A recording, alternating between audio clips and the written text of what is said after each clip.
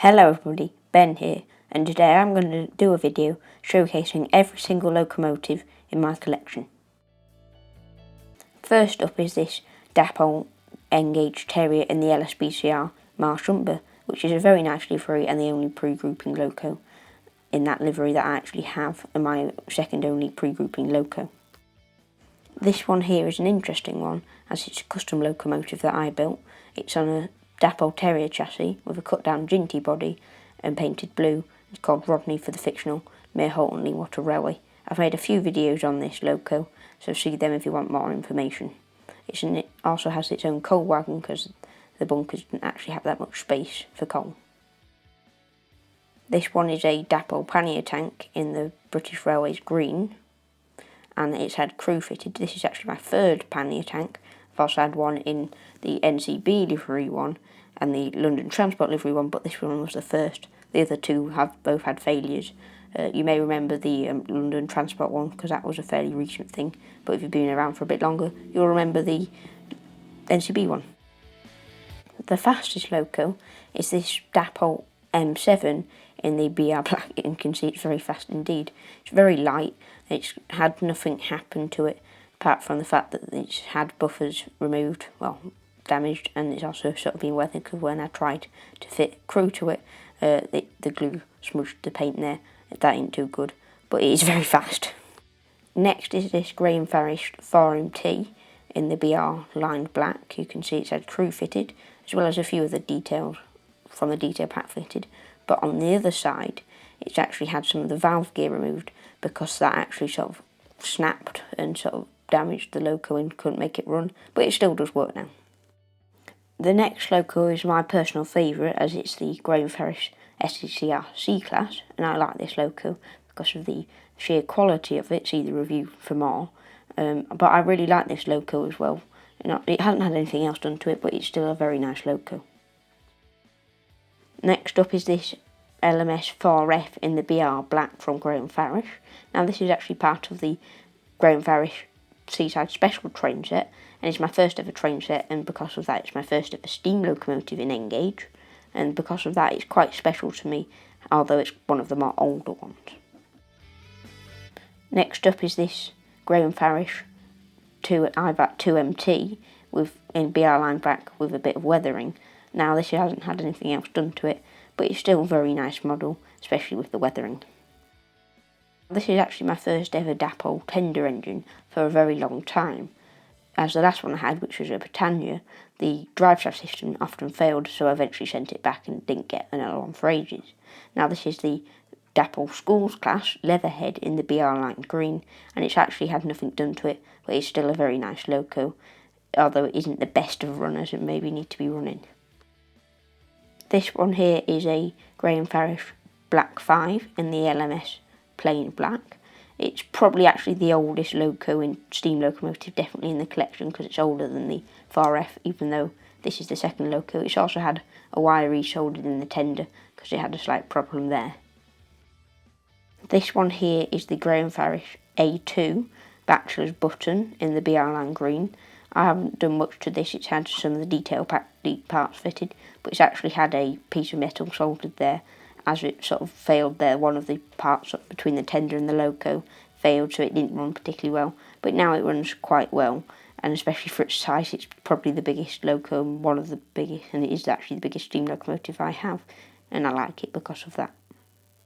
This one here is my only American loco. It's also the first one I ever had. It's in this green, which I did myself actually originally. Before that though it was in a black, and before that I also did the black myself, but before that it was in a yellow livery, which was very garish really, but if it doesn't actually work until you take the body off, and now it does actually work. It's not the best runner, but I've serviced it a few times, and because it's my oldest loco in the whole N-Gauge fleet, I've actually sort of serviced it a lot of times and probably done a few things I shouldn't have done to it. Before I actually took the body off, I just took off the wheels and poked I think it was a pair of tweezers in there to get some of the gunk, because it's a pre-owned loco, and my oldest one in the fleet originally was a 009 loco before, and we switched to N-Gauge. This one here is a Budget Model Railways 3D printed body on a Kato, I think it's a 10-109 chassis, This one still needs to be finished, obviously, because the body hasn't had anything done to it, but it's a very nice body and a very nice chassis. This one here is a EFE rail class 17, which is basically a Graham Farish loco. It's actually had a snowplow fitted to the front, and that's it really. It's one of the more newer ones, but a very nice one as well. This one here is a dirty Graham Farish class 31. This has actually had weathering by the TMC. I think it's the Dulux weathering, but apart from that, it's remained unchanged, but looks, because of the weathering, very dirty indeed, but a very nice loco as well. Next up is this Dapol class 35 high mech in the BR two-tone green with no warning panels. I haven't done much to this apart from fit some of the route indicators on the ends, but this loco is also a rather growly one. This loco here is a class 47 Doncaster Enterprise in BR green with full yellow ends. This is actually part of the Graham Farish night mail set, which also came with the 2 TPO coaches, or is it wagons, but I've also got them as well. Next up is this Dapol class 50 in the BR blue with yellow ends. This has actually had snowplows fitted to one end, but apart from that remains unmodified. It's a very nice loco. I quite like actually how it looks, especially because of the bulk of it, and I might get one day, say one in the BR large logo, or one in the sort of Network South East livery, which is another one that I like, but maybe one day that might happen, but not that day is not today. Next up is this Graham Farish class 55 Deltic, the King's Own Yorkshire Light Infantry in the BR two-tone green with smaller yellow ends. Now, I've actually seen this loco in real life at the NRM when I visited that. I think it was whenever, I don't know, Christmas time, 2019 it might have been. It's a very nice loco, and it's remained unmodified, but I still like it. Next up is this Dapol class 68 in the Chilterns Railways grey and silver. Now, I actually like this loco a lot because of the sheer quality of it. It's not as good as I would say as the C-Class, partially because all the handrails fall out, but it is a much better runner in the fact that it can do an amazing slow call, and is probably the best in the whole world in terms of N-gauge models, definitely RTR. In terms of unpowered locos, I have this custom one that I made, that's based on the Sentinel that I believe worked at the Fry's chocolate factory. It's a bit different, but it's sort of inspired by it and almost like an earlier version because it doesn't have a cab.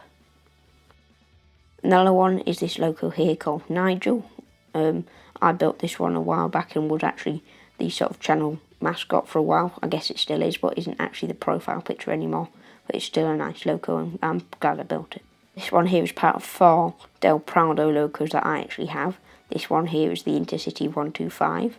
I've actually done a few videos on these. I've done one sort of looking at all of them, and also with this one here, which is the Deltic, which is the same one that I actually have the King's Own Yorkshire Light Infantry, and in a video on its own I actually covered the differences between the two, so watch that if you're interested. And in terms of electric locos, they're part of this as well. I have the car number 979 and the Pullman from the Brighton Bell, which is a very nice thing, and also this GNER class 373 White Rose, which is a very heavy model because they're all made out of metal.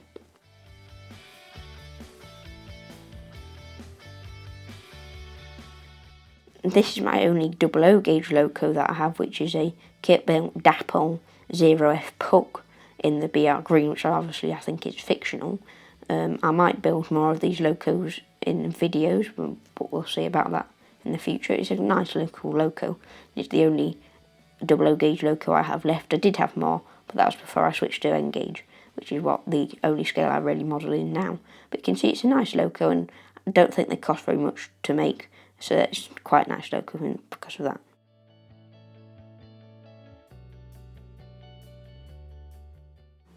Now, this is a Hornby tin plate in O gauge.